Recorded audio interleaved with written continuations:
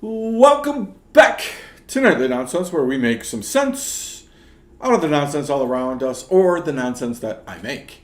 This is the nice thing about the show. I can make the nonsense and then make sense out of it, or I can just find the nonsense and make some sense out of it. Listen, we've been talking about lurking.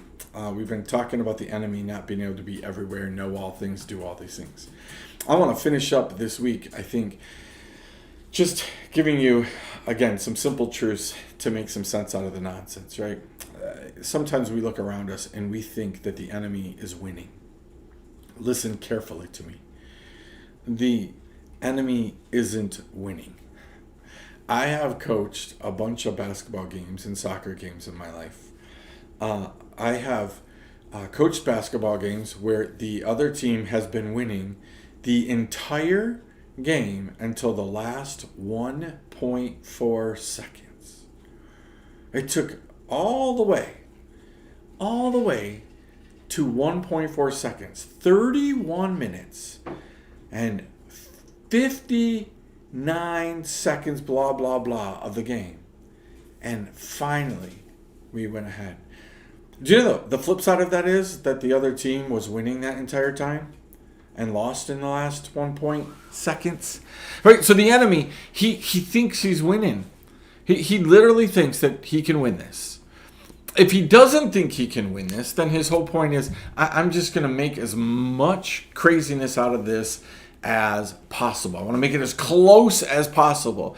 But I think the enemy actually thinks he's winning at times.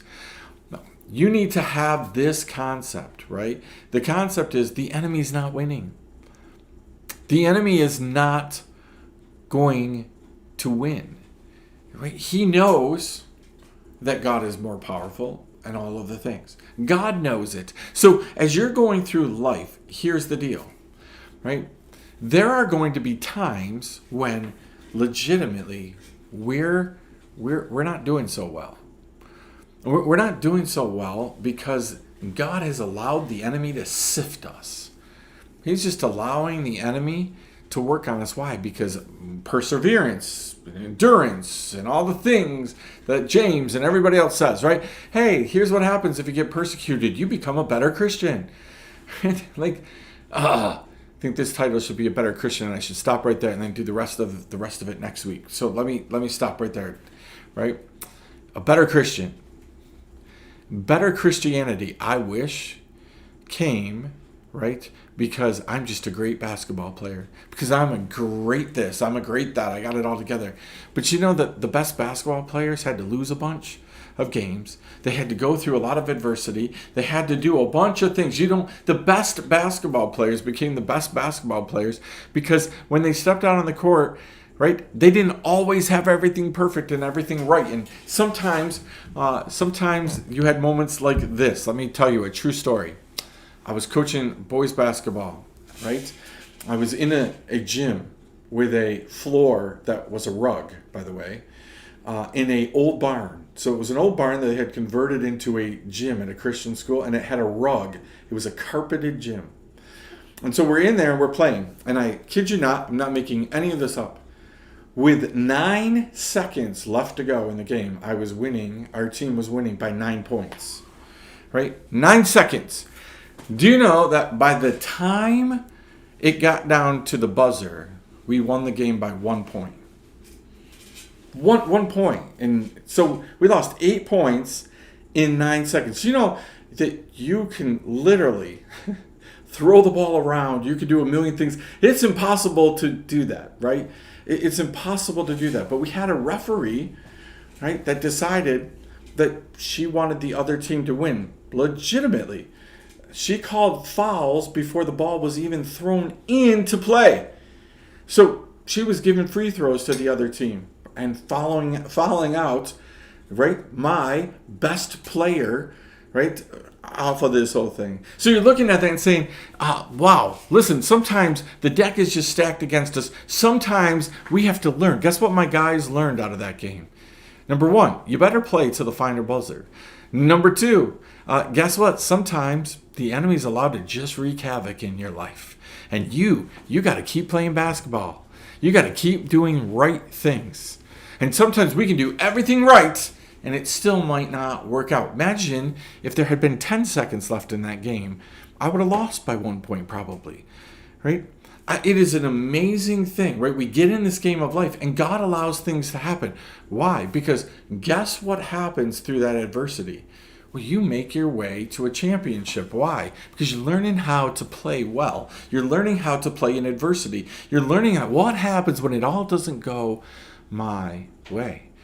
So perfect Christianity comes through a road like Jesus. Was everything roses for Jesus? I mean, literally, God, Jesus, could have snapped his finger.